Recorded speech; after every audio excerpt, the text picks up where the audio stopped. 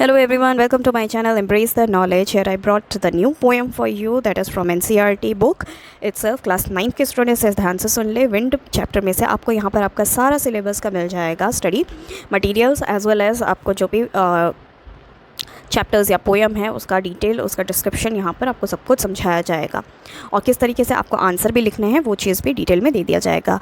तो यहाँ पर अगर पोएम की बात है तो पोएम में अगर देखा जाए, जब भी आप अपना आंसर लिखते हैं, आप चाहे 9th क्लास के हो या 10th क्लास के हो या 11th या 12th के बच्चे हो, तो जो लैंग्वेज है उसमें सबसे पहले इम्पॉर्टेंट चीज़ ये होता है कि आपका जो ऑथर है या फिर पोइट है उसका थोड़ा सा ब्रीफ इंट्रोडक्शन जो है अपने आंसर के टॉप में दे दें, जिससे कि जो भी रीडर है यानी कि जो रीड करेगा या जो एग्जामिनर है वो जब भी उसको सबसे पहले रीड करेगा तो उसे काफ़ी इंटरेक्टिव लगेगा, काफ़ी इंटरेस्ट लगेगा उसमें पढ़ने में, और फिर उसके बाद वो डिटेल आंसर आप अपने जो क्वेश्चन है उसके अनुसार आंसर लिखें।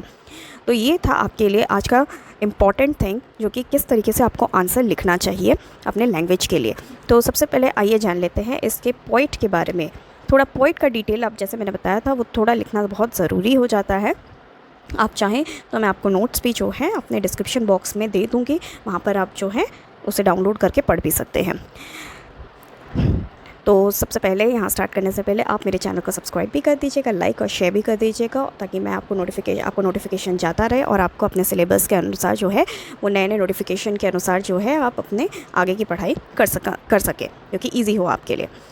तो let's know about the poet Subramania Bharati, जो कि 1882 से 1921 अपने जीवन काल में उन्होंने जो है बहुत ही अच्छे पोएम लिखे थे, जिसकी वजह से वो काफ़ी फेमस थी और ज़्यादातर वो अपने पेट्रियाटिक पोएम के बारे में जानी जाती थी, यानी कि जो इंडिपेंडेंट एरा के राइट, उसकी आज़ादी से प्री इंडिपेंडेंट एरा, जो कि उनकी आज़ादी यहाँ पर बहुत ही अच्छे से यहाँ पर मेंशन किया हुआ है, आप रीड कर सकते हैं।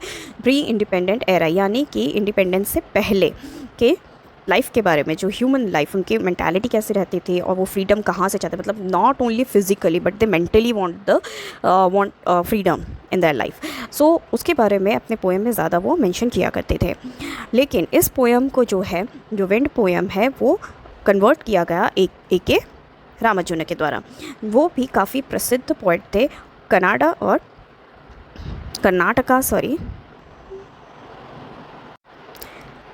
और इंग्लिश के यहाँ पर मेंशन है। कन्नड़ा और इंग्लिश के पोइट रह चुके थे, जो कि अपने क्लासिकल और अपने मॉडर्न पोएम के बारे में जाने जाते थे। अब यहाँ पर जान लेते हैं, अब आते हैं पोएम पर। पोएम विंड, यहाँ पर विंड जो है एक ऑब्स्टैकल, एक प्रॉब्लम की तरह, एक सिचुएशन की तरह यहाँ पर दिखाया गया है पोइट के through.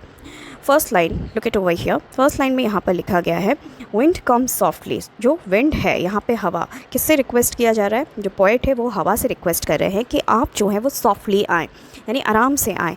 Don't break the shutter of the windows, यानी कि शटर यानी कि जो कुंडी, खिड़कियों की जो कुंडी है उसे तोड़ ना दे, जो विंडो है उसे तोड़ ना दे, खिड़कियाँ जो है वो ब्रेक ना कर दे मेरे घर की। डोंट स्कैटर द पेपर, वो ये भी रिक्वेस्ट कर रहे हैं कि जो पेपर है मेरे घर पे, जो मेरे पेपर्स, मेरी किताबों के जो पेपर्स है उसको प्लीज़ फाड़ ना दें। Don't throw down the books on the shelf, जो मेरे शेल्फ में किताबें रखी हुई हैं उसे भी अपनी हवा के तेज़ झोंकों से जो है गिरा ना दें। They look what you did, यहाँ पर उनकी रिक्वेस्ट जो है वो हवा के द्वारा नहीं सुनी दे, क्योंकि हवा कभी किसी का रिक्वेस्ट नहीं सुनेगा। तो पॉइंट ने यहाँ पर कहा कि देखिए आपने क्या कर दिया, किससे बात चल रही है? यहाँ पर हवा से बात चल रही है। पॉइंट जो है वो हवा से रिक्वेस्ट कर रहे थे, लेकिन उनका रिक्वेस्ट ना सुनते हुए हवा ने जो है उनके पेपर्स, उनके बुक्स जो है इधर उधर बिखरा दिए थे। You throw them all down, आपने सब कुछ नीचे बिखेर दिया है। You tore the pages of the book, आपने तो मेरे पेजेस के पन्ने जो है वो फाड़ दिए, यहाँ पर लिखा गया है। यू बॉट रेन अगेन, आप अपने साथ जो है वो रेन भी लेकर आए, बारिश भी लेकर आए हैं।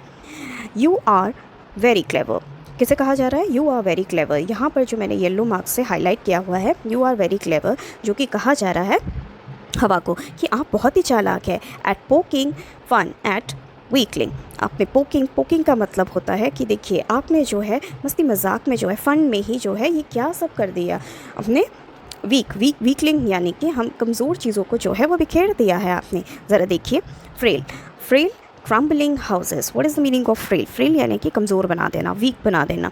क्रम्बलिंग हाउसेस यानी कि जो घर है उसको तोड़ मरोड़ दिया आपने, पीसेस में कर दिया, उसे तोड़ दिया है आपने। क्रम्बलिंग डोर्स, जो डोर है मेरे घर का उसे भी तोड़ दिया है, क्रम्बलिंग। राफ्टर्स क्या है? जो रूफ़ होता है, घर की छतें होती हैं, उसे भी आपने तोड़ मरोड़ दिया है। क्रम्बलिंग वुड्स, जो इसके वुड हैं यानी लकड़ियाँ हैं, उसे भी हिला दिया है, उसे भी कमज़ोर बना दिया है। क्रम्बलिंग बॉडीज़, आपने देखो इंसानों को कैसे जो है तहस नहस कर दिया है। क्रम्बलिंग लाइफ्स, लोगों के जीवन को बर्बाद कर दिया है। क्रम्बलिंग हार्ट्स, किस तरीके से आपने जो है लोगों के हार्ट यानी कि उनके दिलों पर दुख दे दिया है। Just because of all such thing, जो कि आपने अपनी हवा के झोंकों से, आपने अपने तेज़ हवाओं से ये सब कुछ तोड़ दिया। जो भी हाईलाइट पॉइंट्स हैं यहाँ पर वो काफ़ी इंपॉर्टेंट है, ये बात हमेशा याद रखना। यहाँ जो भी मैं आपको यहाँ पर हाईलाइट करके दिखाऊंगी वो सभी पॉइंट जो है वो काफ़ी इंपॉर्टेंट है, उस पर ज़्यादा फोकस करें और अपने आंसर में उसे ज़रूर मेंशन करें। हो सके तो कोटेशन के थ्रू भी उन्हें मेंशन कर सकते हैं आप। The wind God winnowing, winnowing means यानी कि जब गांव में जब आपने देखा होगा कि साफ़ किया जाता है गेहूं, तो किस तरीके से गेहूं जो है रह जाता है और उसका जो चोखा यानी कि उसके जो छिलके होते हैं वो हवा के तेज़ झोंकों से उड़ जाते हैं, तो विनोइंग उसे कहा जाता है। यहाँ पर जो पॉइंट वो रिक्वेस्ट कर रहे हैं कि किससे, गॉड, विंड गॉड से, जो भगवान है हवा के, उनसे रिक्वेस्ट किया जाता है कि देखो आप जो है अपने हवा के झोंकों से किस तरीके से सब कुछ बिखेर दे रहे हैं, किस तरीके से सब कुछ तहस नहस कर दे रहे हैं। क्रश देम ऑल, आप जो है अपने सब कुछ यहाँ पे क्रश कर दिया, क्रश यानी कि तोड़ दिया है। Next, he won't do what you tell him, लेकिन कभी भी नेचर आपकी बात सुनता है, ऐसा कभी नहीं हो सकता, नेचर कभी भी आपकी बात नहीं सुनेगा।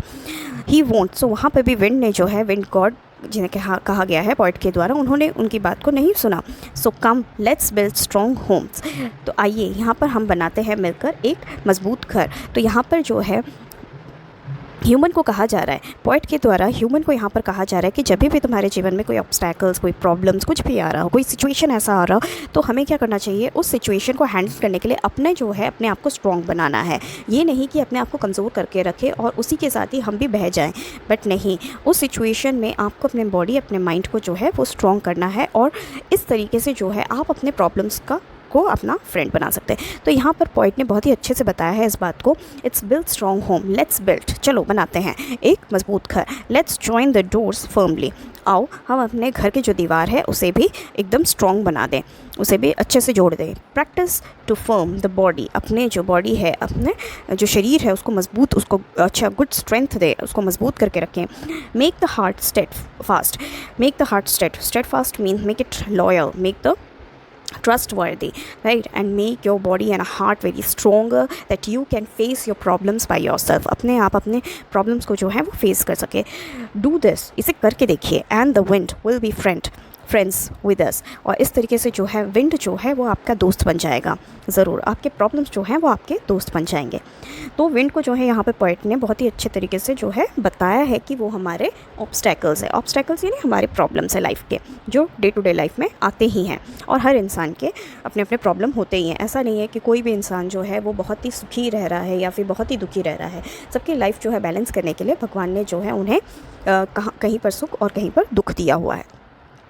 The wind blows out weak fires. The wind blows out weak fire. जो विंड है जो कमज़ोर लोगों को वो तहस नहस कर देते, जो कमज़ोर होते हैं उन्हें बिखेर कर चली जाती है। लेकिन अगर वहाँ पर हम लोग स्ट्रॉन्ग ना बने, ही मेक स्ट्रॉन्ग फायर, जो कमज़ोर होते हैं, जैसे चिंगारी अगर हल्की हो और हवा का झोंका उसी टाइम पे आए तो क्या हो जाएगा, उस चिंगारी को जो है हवा का झोंका इतनी तेज़ कर देगा कि वो एक बहुत बड़े आग में बदल सकता है। उसी प्रकार से अगर आप अपने सिचुएशन में, आप अपने प्रॉब्लम्स में अगर कमज़ोर बने रहेंगे तो तेज़ जो प्रॉब्लम्स है वो आपको क्या करेंगे, आपको वीक बना देंगे और ज़्यादा, और उस वीक की वजह से आप पूरे नष्ट हो जाएंगे, आप पूरे ख़त्म हो जाएंगे। हिज फ्रेंडशिप इज़ गुड, तो आप ये जो प्रॉब्लम्स है अगर उससे आपने फ्रेंडशिप कर ली तो वो जो है बहुत ही लाभदायक होगा। क्यों? क्योंकि आपको पता चलेगा कि मुझे इसका सल्यूशन कैसे निकालना है। लेकिन आप उसी टाइम पे अगर कमज़ोर हो जाएंगे तो आप उसी में ही दबकर नष्ट हो सकते हैं।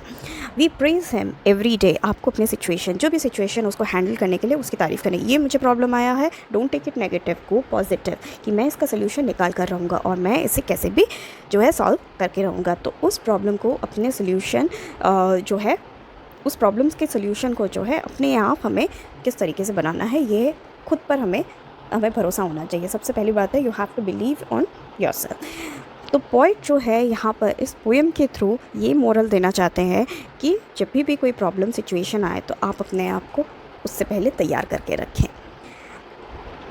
सो ये आज की पोएम थी। अगर आपको अच्छा लगे वीडियो और आपको समझ में आया हो, लेकिन यहाँ पर जो मैंने हाईलाइट करके दिया हुआ है, जैसे कि ये सारे पॉइंट जो है ये बहुत ही इंपॉर्टेंट है। और दूसरी बात यहाँ पर जो है वो भी काफ़ी इंपॉर्टेंट है। ये सारे पॉइंट आप कोटेशंस में डाल सकते हैं अपने आंसर्स में, जो कि बहुत फ़ायदेमंद होगा जब आप आपके आंसर्स लिखोगे, और आपको इससे अच्छे मार्क्स मिलेंगे, जैसे कि मैंने पहले ही ब्रीफ में आपको बोला था। तो अगर आपको वीडियो अच्छा लगा और आपको समझ में भी आया हो तो आप इसे लाइक और शेयर ज़रूर कर दीजिएगा।